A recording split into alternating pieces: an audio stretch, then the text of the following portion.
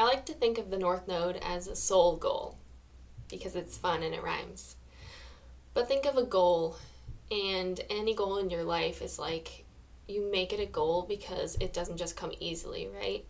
So you decide you're going to do this because it's something that you feel very serious about accomplishing.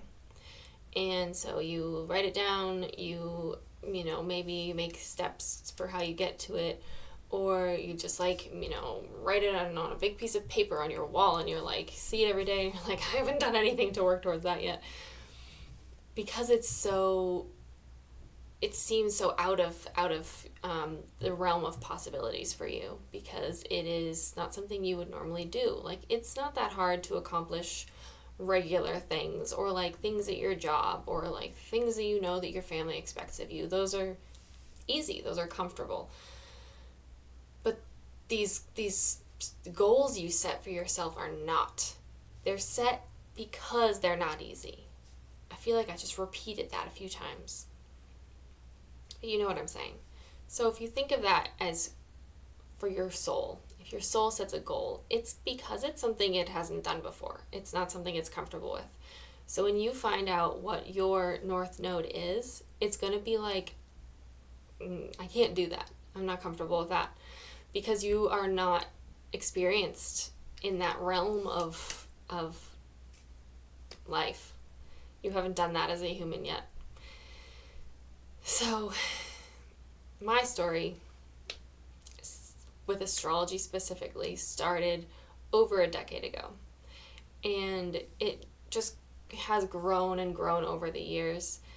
And nothing really made my North Node make sense until I discovered evolutionary astrology, which is technically where the nodes come from or make the most sense. Like, they don't really make sense without it.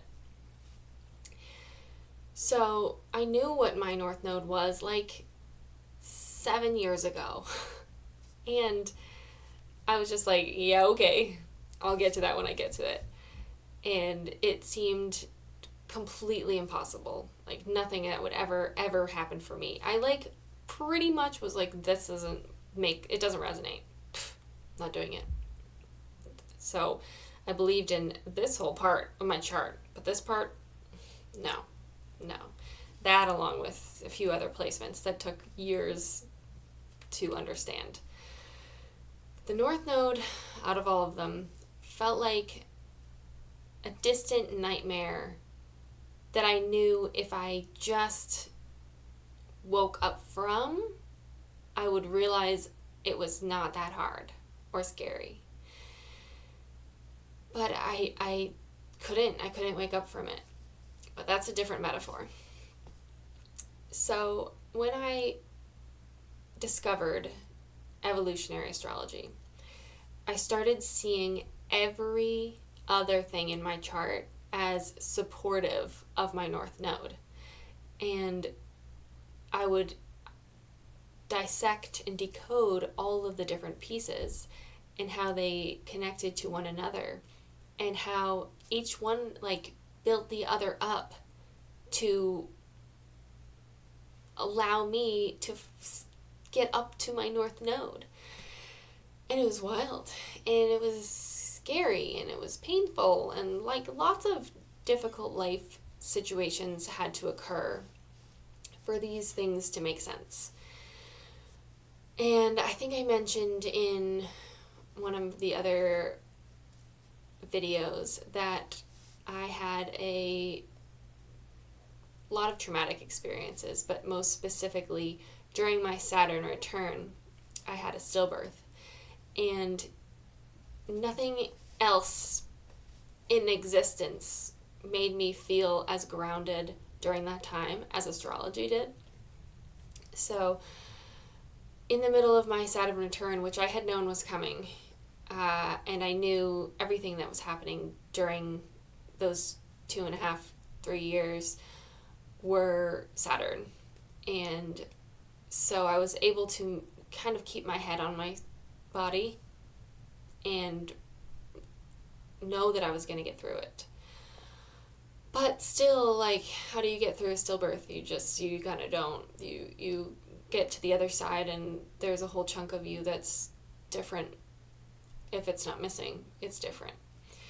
And I don't know, I don't think I would have really come out whole without my amazing husband, but also astrology. And I would have lost myself. But finding out so much about who I am and who I'm meant to be through astrology made my stillbirth make sense.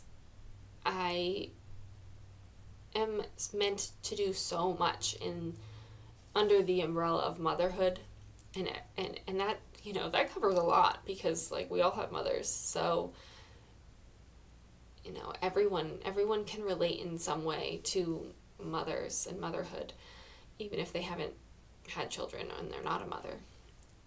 And I didn't feel like it had happened to me.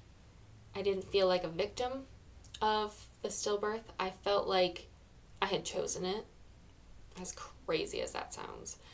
I felt like I had chosen previously, before I even had become pregnant, before I had become a mother, before I had become a human in this incarnation. I had chosen to experience a stillbirth.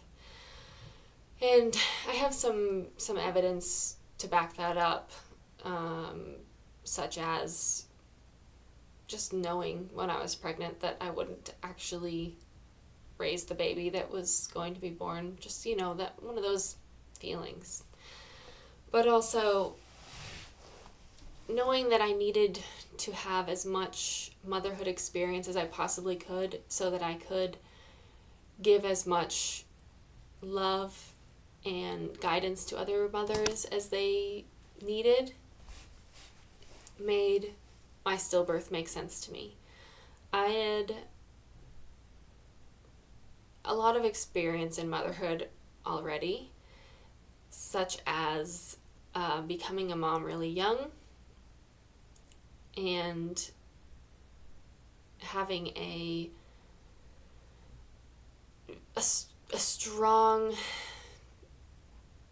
conviction that I needed to be an alternative kind of mother.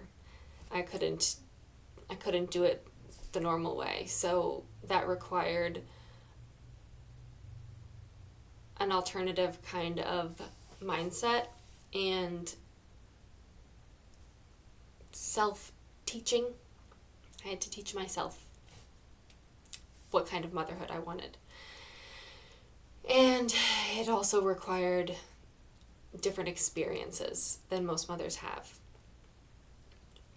So for my first, I had a birth in a birth center, and I had a difficult time breastfeeding her in the beginning, and then she weaned and became an extremely picky eater.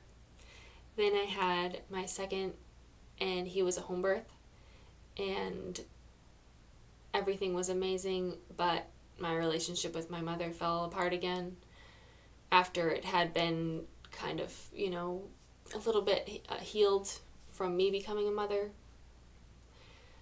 And then I spent a long time not having more babies, but I was doing other kind of mothering for other mothers. I became a doula, and I was a childcare provider for a long time, in different settings. And my main focus throughout all of that was the mothers. You know, I took care of their kids, but I took care of their kids for them, not because I wanted to take care of kids. And then I had the stillbirth, and I just knew it was another thing. It was like there was a list of things that I needed to know and experience, and it was another thing that I checked off. Weird feeling. And then I had my rainbow baby, and she was I had planned to have her as by cesarean section, and she decided to come right before the C-section was planned, so I had the option of having her naturally, but I had her in the hospital, which is not something I had ever planned on experiencing, but I needed to experience it. And I'm so grateful for all of these different struggles and blessings, because they've brought me here to you, somewhere else I never thought I'd be, because I never thought I could put my face out into the world like this, or my voice, or my experiences. I don't know. I thought I was too cool, or not worthy, and that no one would listen and no one would care. And finding my North Node and working towards it and decoding the rest of my chart and putting it all together to mean something, which the meaning is I am meant to be doing this. It brought me right here, and I could see on my list of things to do, this was next. So here I am. Hi. Have I told you that my name is Hannah? I don't even know if I've introduced myself. This is all just happening. None of it is scripted. It's kind of like planned. I know what I'm going to talk about, but then the rest is just comes out as if we're hanging out and you asked me some questions about myself. Now you know. And it's all in my chart. Just like everything about you is in your chart, and everything you've done, and everything you're gonna do, and everything you're meant to do and become. It's in your chart, and it's so weird, but it is. It really is in there. And it took me so long to find it all. And full disclosure, you can do it too. You can do it all by yourself. You do need, like, books, websites, videos, maybe a course, but it's not easy, and it requires a ton of introspection and patience with yourself, and that's not easy to accomplish in motherhood, which is why I'm here. I'm here because I figured out the shortcut, and I don't feel like it would be fair to keep it to myself, so I'm sharing it.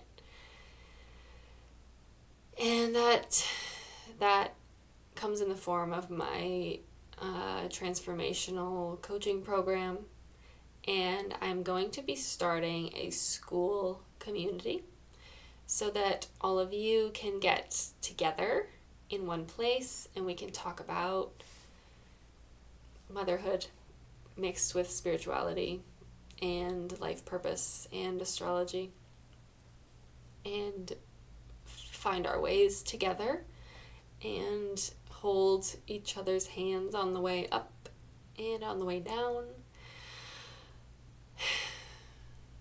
It's a really beautiful experience, and I have the immense fortune to have done so much of it with my best friend.